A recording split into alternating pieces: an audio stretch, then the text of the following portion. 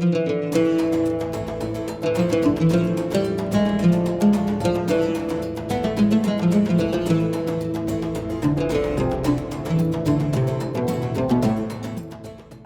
আলাইকুম ওরহমতুল্লাহি আবরাকাতু। সুপ্রিয় দর্শক, সময় টেলিভিশনের বিশেষ আয়োজন ইসলামী অর্থনীতি অনুষ্ঠানে সবাইকে স্বাগত জানাচ্ছি। আমি মুফতি আবদুল্লাহ তামিম। দর্শক, বর্তমান বিশ্বে ও জাতীয় প্রেক্ষাপটে ইসলামী অর্থনীতি ও শরিয়া ভিত্তিক ব্যাংকিংয়ের গুরুত্ব দিন দিন বেড়েই চলছে। বিশেষ এই পর্বে আজ আমরা আলোচনা করব ইসলামী ব্যাংকিংয়ে মুরাবাহা যেভাবে কাজ করে এ বিষয়ে। গুরুত্বপূর্ণ আলোচনার জন্য আমাদের সাথে উপস্থিত আছেন দুইজন সম্মানিত আলোচক।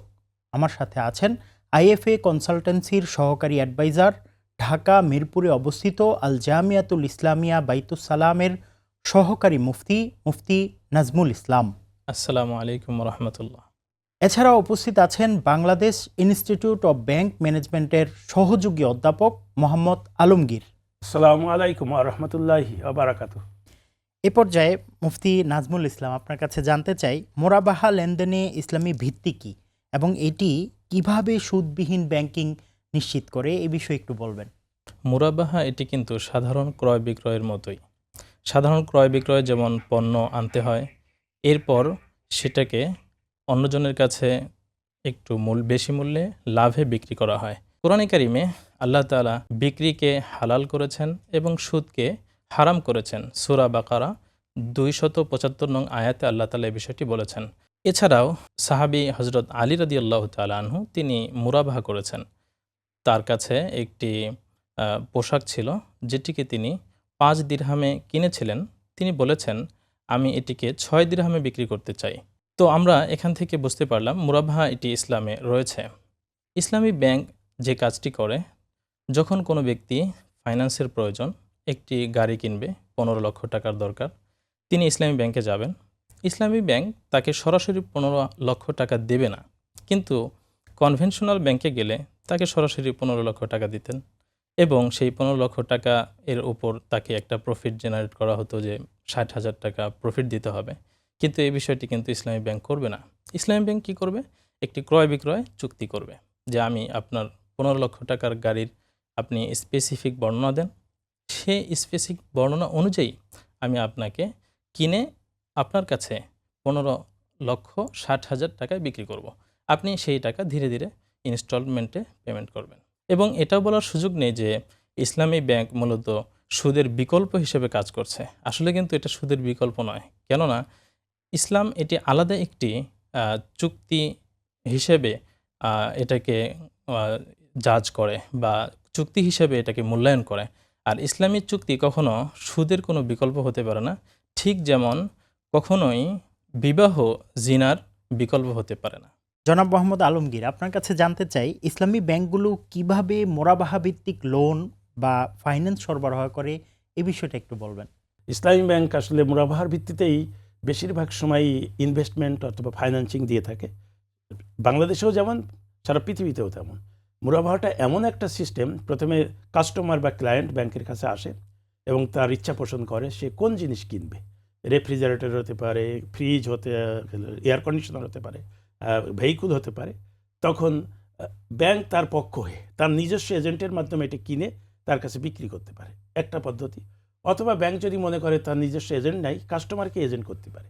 এজেন্ট যে পছন্দ করে এবং এজেন্টের মাধ্যমে এটা কেনে, এবং জিনিসটা কিন্তু ব্যাংক নিজের ইসে কিনে নিবে, ক্যাশ টাকা দিয়ে সাপ্লাইয়ের কাছ থেকে কিনে নেয়।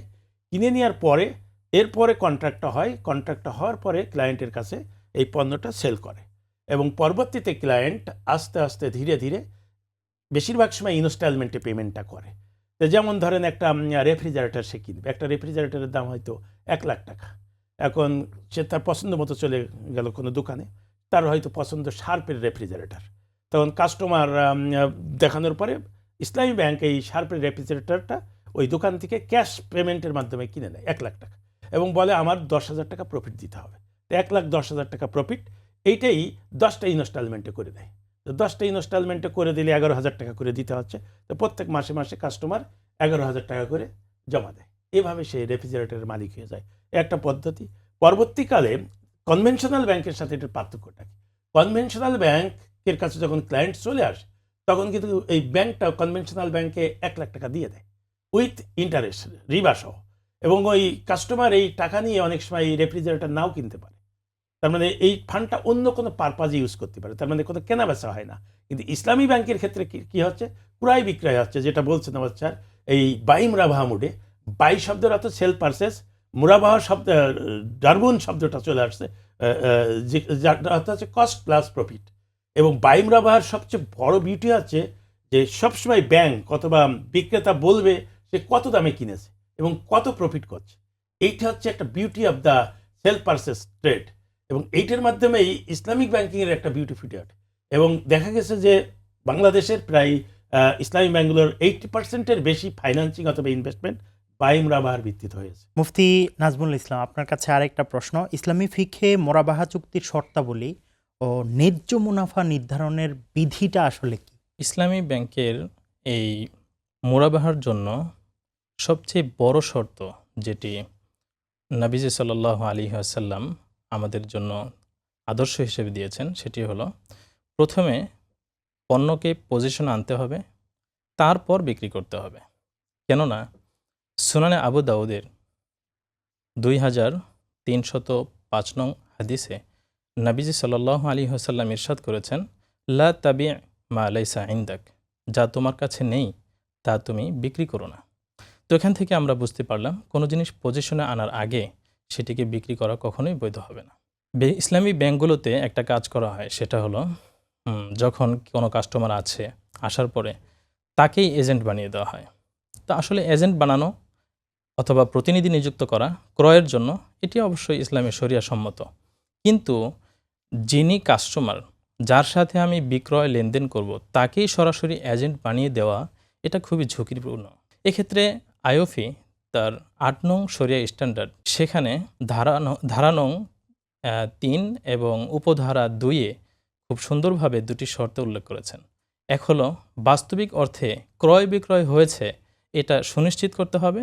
2 হলো যে ব্যক্তি বিক্রেতা সরাসরি তাকে পেমেন্ট করবে ব্যাংক।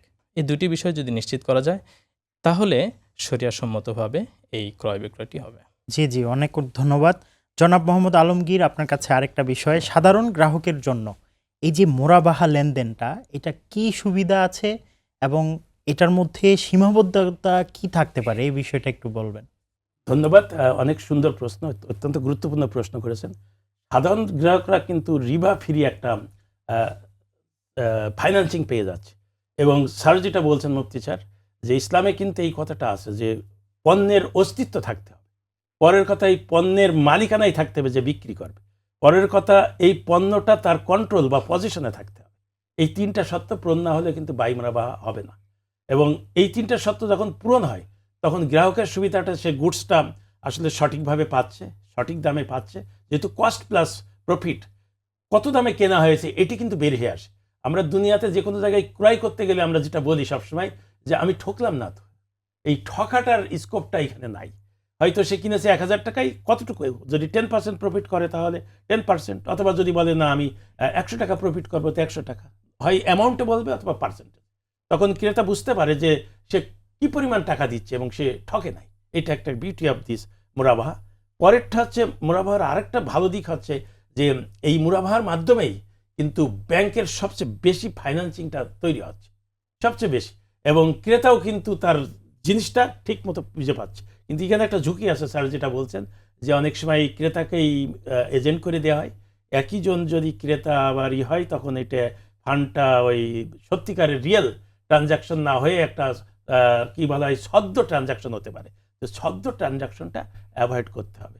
এটি হচ্ছে কাস্টমারের দিক থেকে একটা ঝুঁকি, ব্যাংকের দিক থেকেও ঝুঁকি, যাতে শরিয়া নন কমপ্লায়েন্ট না হয়ে যায়, এটাকে শরিয়া কমপ্লায়েন্ট করতে হবে যাতে ইনকামটা হালাল হয়, শরিয়া সম্মত। এবারে মুফতি নাজমুল ইসলাম, আপনার কাছে জানতে চাই, আজকের আধুনিক ব্যাংকিংয়ে মোরাবাহা ব্যবহারে সাধারণ মানুষ কি ধরনের শিক্ষা বা সতর্কতা প্রয়োজন মনে করেন? নবীজি সাল্লাল্লাহু আলাইহি ওয়াসাল্লাম বলেছেন, লা ইয়াদখুলুল জান্নাতা জাসাদুন গুদিয়া বিল হারাম, এমন শরীর যা হারাম দ্বারা গঠিত তা কখনোই জান্নাতে প্রবেশ করবে না। যেহেতু একটি হালাল এবং বৈধ উপায়ে ফাইন্যান্সের যেই সুযোগটা আছে, সেখানে যদি আমি সামান্য অসতর্ক হই, হয়ে যেতে পারে আমার নেগলিজেন্সের কারণে সেটা শরিয়া নন কমপ্লায়েন্স হয়ে যাবে, তখন তো সেটা আমার জন্য হারাম হয়ে যাবে। এজন্য সর্বপ্রথম যে বিষয়টি খুব ভালো করে খেয়াল করতে হবে সেটি হলো, আসলে আমি কি কোনো প্রোডাক্ট ক্রয়ের জন্যই আমি ব্যাংকে গিয়েছি কিনা। আমার মূলত টাকা দরকার, কোনো প্রোডাক্টের প্রয়োজন নাই। আমি টাকাটাকে কোনোভাবে শুধু ব্যাংক থেকে তুলে এনেই আমি নাম দিলাম আমি মুরাবাহায় এনেছি, এটা তো আর কখনোই হবে না। এজন্য যখন শুধুমাত্র পণ্য প্রয়োজন তখনই মুরাবাহাটা করতে হবে। দ্বিতীয়ত হলো ব্যাংকের পজিশনে এসেছে কিনা এই বিষয়টা আগে নিশ্চিত হতে হবে, তারপর মুরাবাহা কন্ট্রাক্ট করতে হবে। এই বিষয়টা আমরা যারা ফাইন্যান্স নিতে যাই তারা বিষয়টা খেয়াল করি না সাধারণত। তৃতীয়ত, শুরু থেকে শেষ পর্যন্ত ডিডে কি লেখা আছে সেটা পড়ে তারপরে আমরা সাইন করব।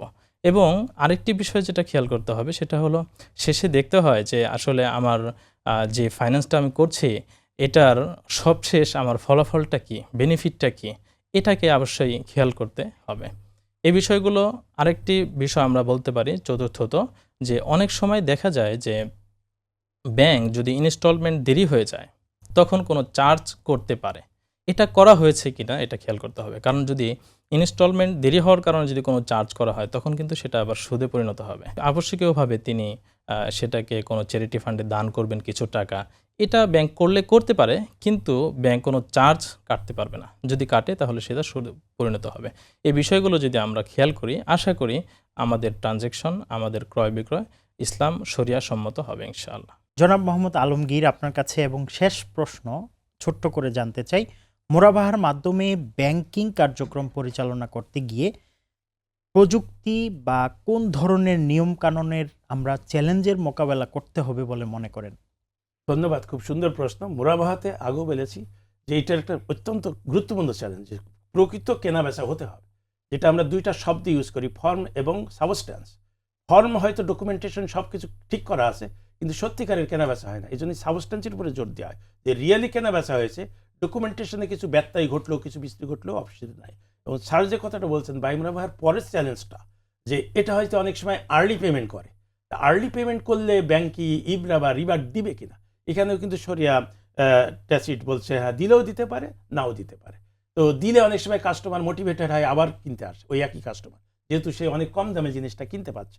আর একটা হচ্ছে মুরাবাহার কিন্তু রোল ওভার হবে না, যে স্যার যে কথাটা বলছেন পরবর্তীকালে ইনস্টলমেন্ট দিতে ডিফল্ট করছে অথবা কোনো কিছু করছে অথবা ডিলে হয়েছে, অতিরিক্ত কোনো চার্জ করা যাবে না। কারণ বলা হয় একই জিনিস, একই গরু অথবা একই এয়ার কন্ডিশনার দুইবার সেল করা যাবে না। অ্যাপার্ট ফ্রম দিস যদি পেনাল্টি নিতে হয়, স্যার বলছেন এই পেনাল্টি নেওয়া শরিয়া সম্মত তেমন না, বাট শরিয়া স্কলাররা অ্যালাউ করছেন যে পেনাল্টি নিলেও এটা একটি স্পেশাল ডোনেশন ফান্ডে যাবে এবং এসএসসি অথবা এসএসবির মাধ্যমে এটাকে আবার ঠিকমতো ডিসবার্স করতে হবে। এটি হচ্ছে মুরাবাহার সবচেয়ে বিউটি। এবং মুরাবাহার মাধ্যমে ট্রানজাকশনটা করলে যেটা হয়, যেটা কনভেনশনাল ব্যাংক করতে পারে না, সত্যিকারে ইসলামী ব্যাংকিংয়ের সুবিধাগুলো আমরা পেতে পারি। অনেকে এটার সমালোচনা করে যে মুদারাবা মুশারাকা থেকে এটা ভিন্ন না, ট্রানজাকশন দরকার আছে। কনজিউমার গুডসের যেমন লেনদেন হয়, তেমন ইন্ডাস্ট্রিয়াল প্রোডাকশনের জন্য র ম্যাটেরিয়াল, মেশিনারিজ, এগুলোও কিন্তু বাই মুরাবাহার মাধ্যমে করা যেতে পারে, সেটাও কিন্তু করা যায়, যার মাধ্যমে অ্যাটলিস্ট এটা ইনশিওর করা যায় really goods and services are exchanged between the seller and buyer. Bank এবং ক্রেতার মাধ্যমে এটা এক্সচেঞ্জ হচ্ছে। এটি হচ্ছে মুরাবাহার সর্বোত্তম বিউটি। যে অনেক অনেক ধন্যবাদ আপনাদেরকে সময় টেলিভিশনকে সময় দেওয়ার জন্য। Thank you very much. Thank you. জাযাকুমুল্লাহু খাইরান। সুপ্রিয় দর্শক, এতক্ষণ পর্যন্ত আপনারা দেখছিলেন সময় টেলিভিশনের বিশেষ আয়োজন ইসলামী অর্থনীতি অনুষ্ঠান। আগামী অনুষ্ঠান দেখার আমন্ত্রণ জানিয়ে আজকের মতো বিদায় নিচ্ছি। সবাই ভালো থাকবেন, সুস্থ থাকবেন, সঙ্গেই থাকবেন সময়ের। আসসালামু আলাইকুম ওয়া রাহমাতুল্লাহি ওয়া বারাকাতুহু।